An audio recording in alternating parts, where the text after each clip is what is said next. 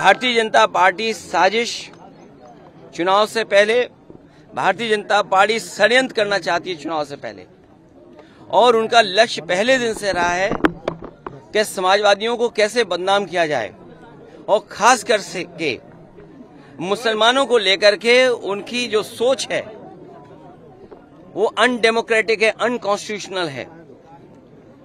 ये सोचिए एक मुख्यमंत्री योगी, तो इसका मतलब ये है कि अगर कोई योगी अगर वो लोकतंत्र पर भरोसा नहीं करता है और कॉन्स्टिट्यूशन पर भरोसा नहीं करता, वो योगी नहीं हो सकता है। मैं 3 घटनाओं का उदाहरण देना चाहता हूं आपके सामने। पहली घटना हाथरस, जिसमें एक साधु संत के कार्यक्रम के लिए परमिशन के लिए भारतीय जनता पार्टी के विधायक और नेताओं ने लिखा था, लेकिन जो प्रशासन को काम करना चाहिए था, जिस जिम्मेदारी से सुरक्षा और उन चीजों का इंतजाम करना था, वो नहीं किया, जिसका परिणाम ये हुआ कि बड़ी संख्या में लोगों की जान चली गई।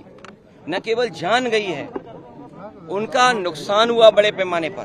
बहुत से लोगों का हाथ पैर या जो भी नुकसान हुआ, उसका कोई मदद सरकार ने नहीं की।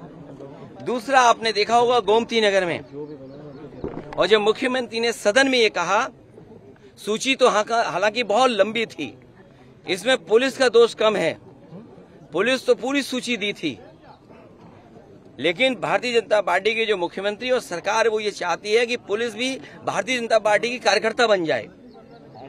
ये जो नए तरह का काम हो रहा है कि पुलिस को भी ये भारतीय जनता पार्टी का कार्यकर्ता बना रहे हैं। जब पुलिस ने सूची दी सब नामों की, तो आखिरकार मुख्यमंत्री जी ने केवल यादव और मुस्लिम का नाम क्यों पढ़ा? और सच्चाई पुलिस भी जानती है कि जिसमें कि यादव का जिसका नाम लिया है, सुनने में आ रहा है कि वो फुटिंग में नहीं था, जो कैमरे की जो तस्वीर है उसमें नहीं है, वो कैमरे में नहीं था, क्योंकि वो चाय पीने गया था और पुलिस को यादव मिल गया, इसलिए उसको जेल भेज दिया। मैं आपके सामने कहना चाहता हूं, ऐसे लोग जो कानून का उल्लंघन कर रहे हैं और भारतीय जनता पार्टी का कार्यकर्ता बनकर के काम कर रहे हैं, जब कभी भी सरकार आएगी ऐसे अधिकारियों के खिलाफ भी कार्रवाई होगी। और तीसरा उदाहरण, अभी रुक जाइए, तीसरा उदाहरण अयोध्या का, जिसमें कोई पॉलिटिकल पार्टी, अगर समाजवादी पार्टी ये बात कहती है कि डीएनए टेस्ट होना चाहिए, कैसे मुख्यमंत्री हैं ये, इन्हें कौन राय दे रहा है? ये कानून किसका संशोधित है? ये इन्हीं का संशोधित कानून है 2023 का, जिसमें ये कहा गया है कि डीएनए टेस्ट होना चाहिए अगर 7 साल से ज्यादा किसी की सजा का कोई प्रावधान है तो क्या गलत मांगा? और उनके परिवार के लोग कह रहे हैं, और वहां भी पुलिस सच्चाई जानती है, हमारे पत्रकार साथी भी जानते हैं सच्चाई। वहां की पुलिस जब बीजेपी के इशारे पर और वो सच्चाई से अगर काम करना चाहते तो उन्होंने क्या किया? उन अधिकारियों के खिलाफ कार्रवाई कर दी। तमाम अधिकारी ऐसे हैं जो कह रहे हैं कि हमें तो नौकरी बचानी है, हम क्या करें, हम टेंशन में आ जाएं कि हम भी सर मार दें किसी आदमी के सर पे। आपने देखा नहीं बनारस में क्यूटो में क्या हुआ?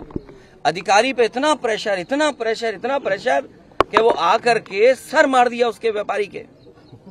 सोचिए आप, इसमें तमाम ऐसे लोग हैं, आप अकेले में बात करना कितने प्रेशर में जीवन जी रहे हैं।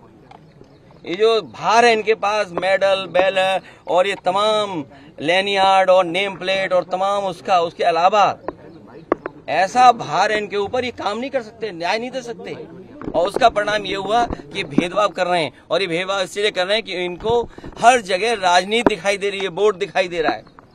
ये कितना भी कुछ कर लें, अब जनता को इनसे कोई उम्मीद नहीं है, और जब उम्मीद खत्म हो जाए किसी पॉलिटिकल पार्टी से तो समझ लेना उनका सफाया होना निश्चित है। श्रेष्ठ भारत पर खबरों से जुड़े रहने के लिए चैनल को सब्सक्राइब और लाइक करें, बेल आइकन दबाएं और देखते रहें श्रेष्ठ भारत।